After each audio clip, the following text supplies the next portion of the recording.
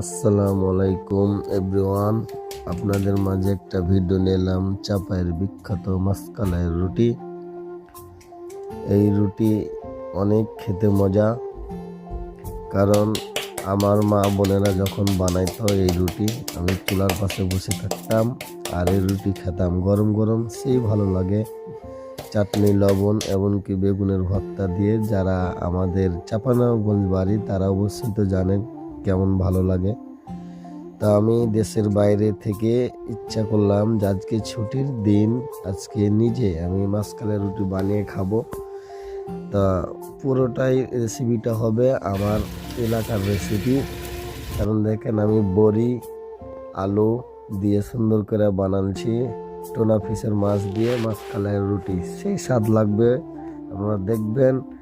আর আপনারা যারা দেশের বাইরে থাকেন তারা যদি চাঁপাইনবাবগঞ্জ বাড়ি হয়ে থাকে অবশ্যই তারা চেষ্টা করবেন। আপনারা যদি চেষ্টা করেন অবশ্যই দেশের খাবার নিজে বানায় খেতে পারবেন। আমি চেষ্টা করেছি এই প্রথমবার, ভালো মন্দ কিন্তু খারাপ হলো আমি দেখতেছি যে আমার এলাকার রুটি অনেক একটা গ্রান আছে, যে গ্রান মাসকালাইয়ের আমি খুবই উপভোগ করতে পারছি। গরম গরম রুটি দিয়ে খেতে মজা আপনারা সকলেই জানেন। আমাকে খুবই ভালো লাগতেছে।